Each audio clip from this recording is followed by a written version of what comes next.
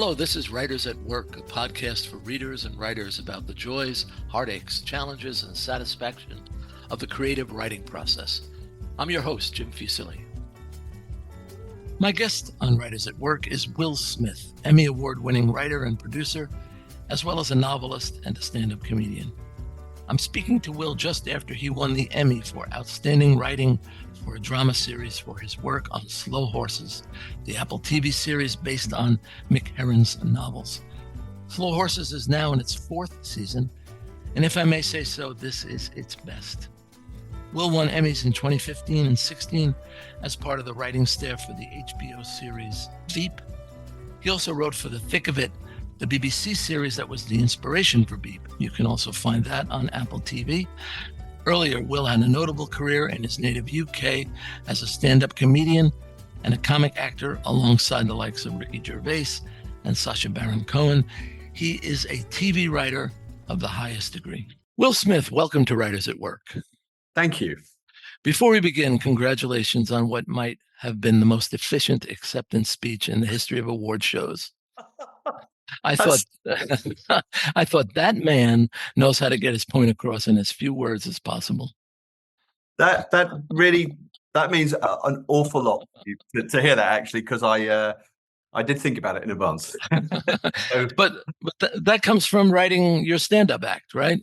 Yeah. I was a stand-up for nearly 20 years, so I'm used to being in front of crowds. Although it's been a while, so I was like, "Oh, this is a big room," but the muscle memory is sort of there. So it was yeah. So it sort of that sort of kicked in, really. But also, I just thought I don't want to make an idiot of myself in front of this many people and this many important people. So you kind of have to, I'm not saying I thought I was going to get it, because the competition was incredible. It was an amazing field of writers to be included in, but I just thought I can't take the risk.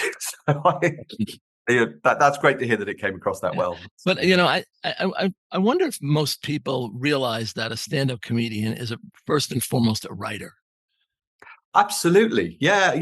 I mean, and particularly for me, I was a very kind of written comedian. Not that, I mean, I wasn't completely hidebound, and I could sort of go off, but I'm not like and there's some amazing comedians I know who like Johnny Vegas is one of my favorite comedians, and I've been with him, and I know he has like literally one line, and he'll go on and do 2 hours, and I know he didn't have anything before, and I've seen how he can spin a room. But I was always it was sort of more character based anyway. And then when I do my kind of longer shows at the Edinburgh Festival and on tours, it would be like there were sort of hour long shows that then would expand to kind of like hour and a half, 2 hours on tour, but they'd be kind of stories, really kind of mini or kind of elongated sitcom episodes almost. So they always had structure and payoff and that kind of thing. So it's definitely it does feel like a writer's medium to me. I always, the stand-ups I love, I marvel over the languages. I mean, it is obviously in the delivery and the attitude, but it's spoken word, isn't it? Yeah, and you face the temptation of editing live, right? I mean, you're sending the bit out, but at the same time, it's existing in your head. Yes. And you're thinking, oh, that could have been better, or yeah, that's an amazing thing, that where your brain splits like that, and you can be thinking, oh, I could go there with it, or I need to edit that, or oh, that setup didn't work, so I won't bother to return to the payoff or whatever. Especially in the early stages when you're workshopping stuff, it's the kind of the gymnastics of it I always find interesting. And then also when you're in the routine, when you know it and you're comfortable with it, is how your brain can split off into, you could be thinking about something else entirely as you're delivering something. It's kind of mad. But it's the same thing, when you're driving and you suddenly realize, oh, I've been thinking about something else, but I've been driving and I don't remember driving. It's just weird. I hope that's not just me and I shouldn't be driving. You tried your hand at so many types of writing. And there's one thing I really wanted to ask you about the column you wrote for Intelligent Life. Oh, yeah. The online magazine that's known as 1843 now, I guess. Could you just tell our listeners about that column? Yeah, I was just trying a new thing every month. So I did falconry. I was a human statue for a couple of hours, which was one of my favorites. I drove a tank. I'm trying to remember all the different things I did. Tried to learn to play the banjo. It was very interesting just being thrown into these kind of different disciplines. randomly and just to see what I made of them. Yeah, but it's one thing to learn something, and then quite another to convey it in writing so the reader can share the experience. Yeah, well, I mean, in terms of like what you were saying earlier, right, getting a point across, I learned a lot from doing that. I had a brilliant editor, Isabel Lloyd, who was actually married to one of my first comedy producers, Phil Clark, who's Ah, a massive influence or massive part of my career. Him and Armando Iannucci, but Isabel just really hammered home.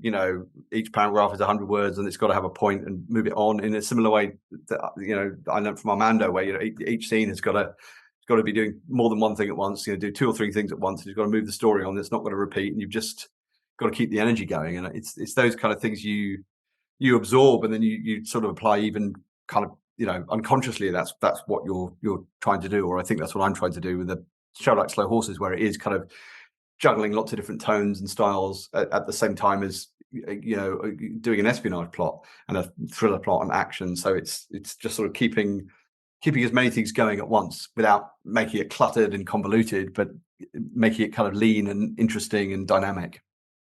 and so you're writing in short form. You're doing Mm. short form journalism, Mm. and then you take on the novel and you write your novel Oh yeah, Mainlander, yeah. a thriller, a mystery, more Mm. social commentary. What were the challenges you faced then going from short form to long form?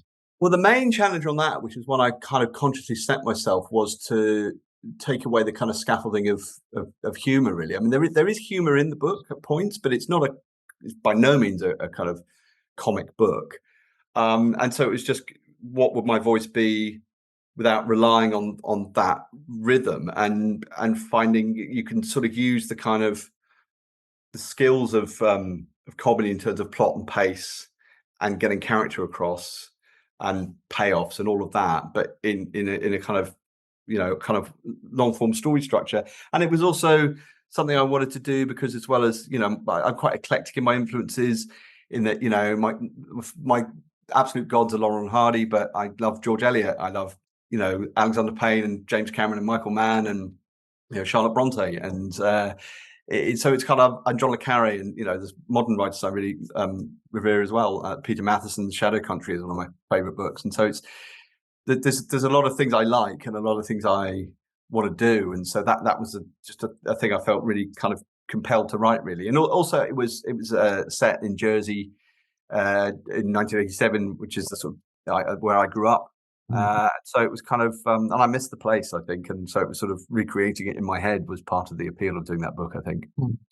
I love the reviews. The Guardian said it's The Wicker Man meets Fargo, but it's something that you said that I think has been truncated out of all meaning in some of the reviews, which is the Le Carre meets Middlemarch comment. Mhm. You were speaking to your high ambitions for Mainlander. Le Carre for the secret lives, Eliot for the shifting perspectives. Um, Yeah. this is a high ambition. Did you get to where you were going when you had when you look back or when you read a draft?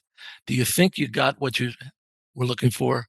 I think I mean, I haven't read it for a while, but and I keep meaning to, because I actually want to do some, and that was always the ambition, was to do some sequels to it. And it sadly didn't sell enough numbers to warrant that commercially. But it's something I am probably going to revisit anyway, because I never write for the kind of delayed gratification. I kind of think you've always got to be prepared to, if you want to write something, you've got to be prepared to accept that if no one reads it, you're still happy you did it. And I've always had that. It's like, if it doesn't go anywhere, I'm still proud of it, and I still think it works. And luckily that book was published. In terms of the ambitions, I mean, there's no way it's as good as Le Carre or George Eliot, but in terms of what I wanted to do with it and how I wanted it to kind of come out, I definitely got what I want with it, and I feel really good about the response of the people that I love and respect who read it and responded to it. So, but thank you. That the way you just expressed or kind of expanded on what I meant when I said that was absolutely perfect. So thank you for that. Oh, my pleasure. It's not our job. I mean, once we write it and we write it with respect for readers, um, we're really not responsible for sales. No. And I'm a little bit saddened to hear you say that there was no commercial clamoring for a sequel Mm. because I'd love to read a sequel. Oh, And so, I mean, you can only appeal to one reader at a time. It's a tough situation when you write the book you wanted to write, yeah. and it doesn't get to a sufficient number of readers. Yeah, but like I say, I think you've always got to be prepared to accept that that's a very likely probability that it won't happen, and still not have regrets and not feel frustration. And I mean, like, I'm very lucky that I haven't been paid to write another novel, but I've got germs of other novels that I hopefully will finish at some point. And if I have to self-publish them, that's what I'll do. I just want, I'm fine with that. But I'm very lucky that I've got the other outlet. I've got Slow Horses, so it's not like that. Correct.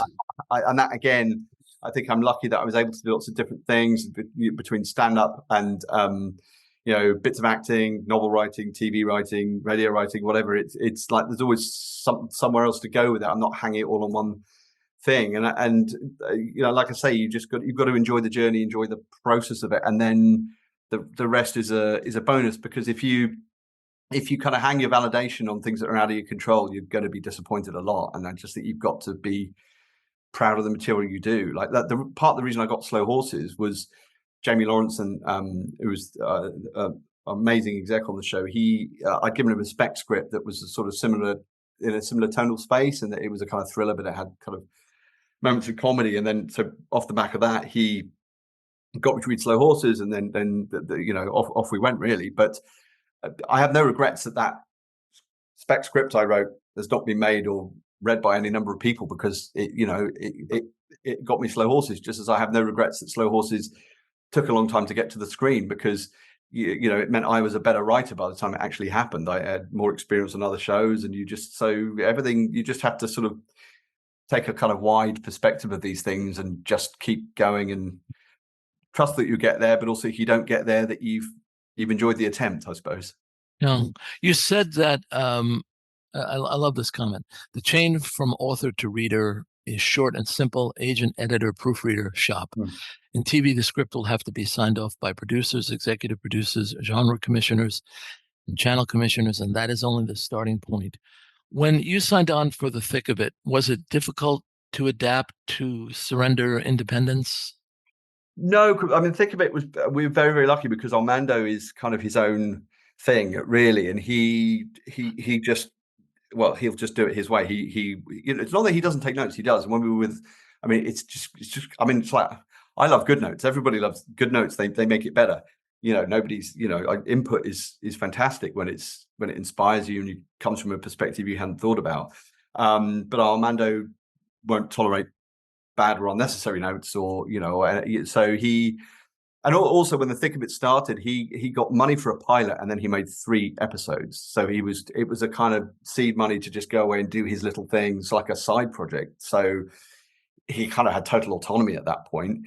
And then as it grew in success, he wasn't then going to accept any interference, because he'd proven that he knew what he was doing. And then we were very lucky when we went on to Veep. The HBO were just absolutely fantastic in the way they deliver notes, because they're the best, and they're super smart, but they're very disarming the way they would deliver notes. I mean, it mainly went to Armando, and then we'd get bits of it, but the notes that I saw would be of the kind of tenor of, hey, look, it's all great. These are just some ideas we had. They might help, they might not. Sort of take them or leave them, and it was just a very disarming way of delivering excellent notes, and they weren't kind of endless. It was like they never felt the need to sort of say something about every aspect of it. If something's working, they leave it alone, and it just makes your shoulders go down, really, and you're like, oh yeah, good, that's a good point. And it really was fantastic the way they used to do that. But similarly on Slow Horses, have been very, very lucky that the executives and the commissioners have been fantastic. And the same goes for what I'm going to say about the executives. The same goes for the crew and the cast and everyone involved in the show. And it's for some reason it's a sad rarity, but this is true. Everybody's making the same show.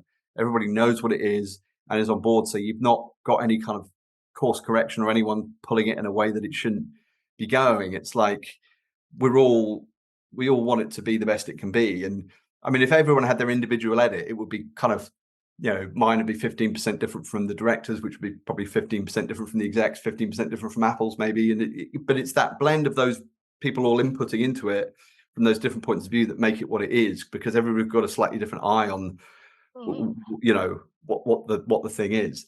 And so we're just very, very lucky. It's all the right people at the right time, really, with the show. Yeah. I do want to talk quite a bit about Slow Horses, but Mm. for our American listeners, they may not be familiar with just how popular The Thick of It was and how groundbreaking it seemed to be. It's widely considered among the best TV comedies. I came across a quote from Caitlin Moran of the Times of London. She asked if it was the best TV show ever made.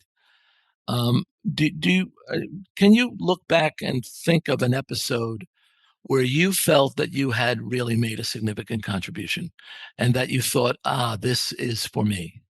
I think that the episode I'm sort of proudest of that stands out in my mind, and maybe it's because it was different in the format, was the penultimate episode we did, which was an hour-long episode set in a public inquiry. So it was locked off cameras and it was just shot with the same kind of coverage you'd have if you were watching an inquiry. And we only, we did I think we did 2 takes of each scene, and that was it. We shot it in 2 days. And it was the show was always half an hour, but there was so much great material because every character came on and had to give these statements and be kind of cross-examined, and you could just feel that it was special. And I was when Armando said, "I think it could be an hour," I was so excited and delighted, and I knew he'd find a way to edit that in a way it didn't lose momentum and it held together. So that felt genuinely different. Just in the way it presented the material, and it was just, and I was an actor in it as well. So performing that was just an absolute delight. And in terms of where the show exists in people's minds, I mean, I was completely blown away. Actually, at the Apple party after the Emmys, I was lucky enough to meet Stephen Colbert, and he knew who I was, and he quoted a line of The Thick of It to me, which I couldn't quite hear at first because it was quite loud, and then I couldn't quite remember. Did I say that? Is that? Oh my God, he's quoting The Thick of It, and he was just a huge fan, and yeah, I am such a fan of Colbert. He's an incredible, just supreme comic talent, and to have him know who I was and to be a fan of a show I was involved in was just amazing. I mean, that is great. When Armando, I guess at some point he must have mentioned to you that he was thinking of doing an American version, and it became Veep. When you first heard of that, did you think, "Oh my God, I've got to get on this thing," or "Oh my God, I've got to stay away from this thing," or what? No, well, I mean, by that stage we'd done, because I came onto The Thick of It. I think I came on as an actor for the specials after the sort of first 2 seasons, and then I was a writer and an actor on 3 and 4. And then I'd also done a show called Time Trumpet with Armando, and I can't remember and I think I'd done a bit in The Loop. So I'd done little bits of passes on his films, and so I'd basically been in his orbit for, I mean, by now I think it's going on for 20 years or something. But at that was probably like, I think it was about 7 years in, really. And so I just felt so at home with Armando. He changed my career. It was just like, oh my God, yes, I can do this, and I can do this properly in a way that it's the purity. It's very similar to what I was saying about the purity of the novel writing process. That there's very few steps between you and the reader. When you work with Armando, there's very steps between you and the audience. It's basically me to him, and then actors, obviously, and then it's his edit, and he obviously consults with broadcasters and film producers and stuff. But then it's out, and he's got a very clear vision, which is respected. So by the time he was like, "Do you want to come and write on Veep?" It wasn't even a question, really. I wouldn't even think of answering anything other than right. And then with the cast he got, and just absolutely, Julie obviously absolutely amazing, and they were just superb. It was just it just took it to another level. That experience we all had with writing with him, but with that level of cast and that kind of budget and HBO's vision and reach, you just knew it was going to be something special. And were there particular challenges of writing for an American audience? Did you feel at ease for the American ear and eye? Yeah, it's something you have to learn. It's like, I mean, there's obviously just sort of on a basic level, there's big differences in vocabulary, but it's sort of rhythms, and the political system was different. So it was at first, I remember Tony Roach saying it's a bit like writing in a foreign language. And it wasn't. I don't think it was quite that, but it was a learning curve of of just getting to know it. But we had some great kind of advisors who helped us with that. And then once you're in with the actors, then I mean, Armando's always very collaborative with the actors, so that really helped get the voices and the rhythms once you start kind of rehearsing with them.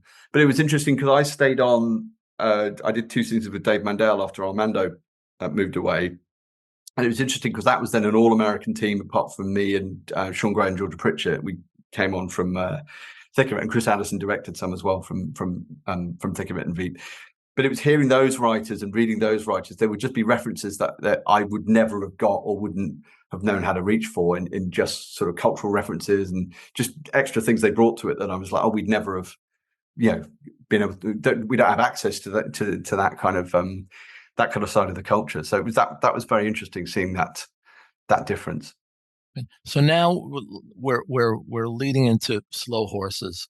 Um, was there a transition period between leaving Veep and having the idea for Slow Horses, or did you have the idea while you were with Veep? Or I think I was still on Veep. I think it was around 2014 that that I first read the books. There were only 2 books at that stage, so I would still it was concurrent, and I always knew I could tell. Like, I mean, I read the book, and I was in for the first chapter, and then the next chapter would just got me in even deeper. I just thought the twist that Mick did at the beginning, where it's like it's this high octane kind of chase to stop a bomb going off, and then you realise, oh, it's a training exercise, was and the protagonist is still alive. He didn't die in the blast. I thought it was just a stroke of genius. And then going into Slough House, which is just unlike anywhere you've sort of read in the genre, and then meeting Jackson Lamb, who's just like unlike any character you've read anywhere. And then the way he peopled it with these kind of fallible human spies that, and exploring their home life and the complications and all the things they're dealing with just really brought the whole thing alive. And it just felt like a really fresh take on the genre. And so I always thought, and it was funny as well. So it was like, it sort of had everything I love, having loved Le Carré and thrillers and all that kind of stuff. And then blending all that together, I just knew this would be amazing if we got to do it. So I never, that's the one thing that I don't think I ever, and Jamie Lawrenson said that I just had this sort of Teflon confidence that any, sort of stumble we had on the way, I would just be like, it doesn't matter, it's going to happen, because you kind of felt that at some point, even just on a basic business level, somebody would go, well, as Mick was writing more and more books that were getting more and more popular, somebody would just go, there's an audience for the books, so we should just make the show. But it was Jay Hunter Apple who read the script we had and just immediately she saw what it could be and just went, give me 2 more scripts as soon as you can. And then it was sort of Graham Yost coming on board, kind of gave everyone a confidence boost, and then Gary signing on. Everything kept getting bigger in terms of the ambition of what it could be. But it was really, all praise to Jay for just knowing and just having an instinct that it could, seeing what it could be. Isn't that the way, though, with successful things, that when they succeed, it seems inevitable that they were going to succeed, and yet you're there from the beginning, and that's not the case. Yeah, I mean, having said, I always thought it was going to happen, but it might not have happened, and then I'd be on to something else, and I'd hopefully be saying, oh, it's a shame about Slow Horses, but I really love writing the scripts, and I learned a load from it, and it led to this. And that's the only way you can really think about these things, that you end up where you're supposed to be with stuff. And but yeah, it is one of those where it's definitely, I mean, Gary said this himself, like I was saying earlier, it's all the right people making the same show. But I remember as we were starting, I mean, Gary could feel it was special, and Gary just said it's the right material coming together with the right writer and the right producer and the right broadcaster and the right actor and the right director at the right time. And he is completely correct in that. Plus, there's 200 other people you can add onto that list in terms of the rightness, and that's the kind of the production designer and and the location manager and the sound team and the literally the camera operators and the grips, because they all respond to the material. They know how to shoot it, they know how to play it, they know how to light it, they just get the show. So yeah, it might not have happened, and there's just an incredible lot of luck, and it all coming together. Yeah, I don't know about the luck part, Will, but okay. As for a pure viewer point of view, I did have the pleasure of watching the full season, and Oh, I felt it could have gone wrong a lot of times, and it never did. I mean, I've said earlier, I thought it was the best season, and and boy, you walk a lot of tightropes in this one. Thank you. That's interesting. When you say you thought it could go wrong, at what points were you thinking, "Oh, they what are they do?" Well, Was it all? I felt that the certain characters were acting against type until I thought a little bit about it, and Ah, and then I thought, oh yes, that's been in that character all along. oh, that's really interesting. Can you expand on that, or is that a spoiler for the? But For the yeah. the gambling, Oh yeah, yeah, yeah, yeah. and also, and I did want to ask you about her in particular, the character of Catherine. Oh yeah, To me, she's really the spine of the soul of this season. yeah. And I mean, how did you develop that character? I mean, she's simultaneously skittish yet entirely reliable. That's a great observation. And she's a wonderful contradiction. And I mean, Mick has created a phenomenal character in those books, and Saskia Reeves has given a phenomenal interpretation of that character on the screen. And the interesting thing, like Mick is a very instinctive writer, and he feels a lot with his characters. But and he says this himself. If the actors ask him a question about backstory or character, he basically says, if it's not on the page, I don't know the answer.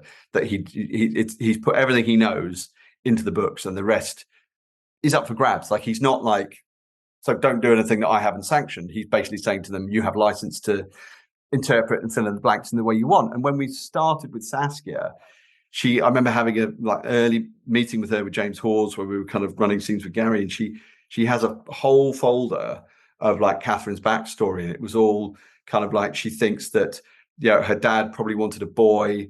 She didn't get into the top public school, and then she didn't get into Oxbridge. So she's always been a bit of a disappointment. So it's all these sort of character details that are not in Mick's books at all, but to me and to Mick totally track and make sense with where Catherine is when we find her, which is somebody who is kind of broken and lacking in confidence, but is incredibly smart and capable. And I've talked a lot with Saskia about this. That what I love about Catherine is everyone on the screen kind of ignores her and looks through her, but the audience don't. That she's always present, and because Saskia's one of those actors who, if she comes into a scene with an armful of files, she wants to think about where she's been and what's in the files. And and I know a lot of people can be kind of sniffy about that kind of approach, but that's her process, and that's what makes her brilliant. Because when her character comes on screen, it is with intent, and she is giving you the sense that that character has a life before the scene and after the scene. There's a kind of totality to Saskia's performance because she thinks about every aspect of what is going on, and it's just that depth of thought, and all that kind of backstory stuff that she does is what enables her to give the amazing performance she does. And Catherine, as I said, I think she's incredibly smart. She's been around spies all her life, never been an actual spy herself, but she's absorbed a lot of it, and she's as good as anyone, in MI5. And you can see that Lamb will kind of, as much as he pushes around and is just horrendous to her, he also looks to her, but he looks to see if she's where he is, or if she's getting somewhere with something. And she's vital, really, but doesn't get the acknowledgement. Yeah, yeah. You mentioned Jackson Lamb, played by Gary Oldman, a couple times. I find him fascinating because he's fairly repulsive. Yeah. And I mean, he's the rare character who actually emits an odor when he comes on screen. Yeah. But and this is, I know, I just saw Mick 2 weeks ago, and I may have mentioned this to him, but there's always a sense with Lamb that there is something in him, even though he's done everything he can to suppress it. And as viewers, we're hoping, and we kind of expect that it might be there, but we also doubt that it's there. Mm-hmm. And how do you write a character like that for the visual medium? You mean in terms of what his inner core, and what he actually wants, and whether he's actually completely made of stone or has some kind of heart? Correct. In this season, Yeah. I feel most of all that you actually take him to the bridge, to the absolute endpoint of his disgust and uncaring for the people around him. Yeah, and yet it's still and there. and Yeah, yet I mean some that's a lot of that. I think is Gary. I'd say, and I think Nick would probably agree with this, and I think Gary would agree with this, that like in the books, Lamb is probably, 99.9% cold, whereas it's, I don't know what, 96, 97, maybe 95 in this, but it's just that it's there. Like the key moment for me is at the end of the noodle scene of which is the end of at one of season two, where Rivers sort of, up to speed and says, right, I'm going off to the Cotswolds. I'm going to go and try and track this killer down. And as he walks out, and Lamb doesn't really give him any compliment, but as he's just like, yeah, all right. Then. And then as he goes, there's just a little flicker of a smile from Gary of, well done, kid, basically. yeah And just that, and Gary could just these little glimpses that are there in a similar way that, and this still gives me, the hairs on the back of my neck stand up and I think this is just such an incredible thing that Gary did, which, and it's scripted, but it's what he does with the delivery is just what blows it wide open. Is at the end of the final episode, series one, where Catherine goes to confront him and says, what don't I know about Charles's death? And when Lamb starts talking about, I gave him the gun and it's my fault he's dead. He's dead because of me. And why I gave him the gun because he was my friend, and he asked, and it's the only time we see this vulnerability from Lamb, this humanity, this broken man that's underneath the carapace, and what's wonderful about it, you think you're getting raw emotion, and then in the flashback you realize he's just spun a lie, and that he actually did shoot Charles Prater in the head. But Lamb was using the emotion of the trauma and the guilt and the kind of sadness at that, at having his friend being a traitor and having to kill him, his friend and mentor. He's accessing that to sell the lie to her that I blame myself because I gave him the gun.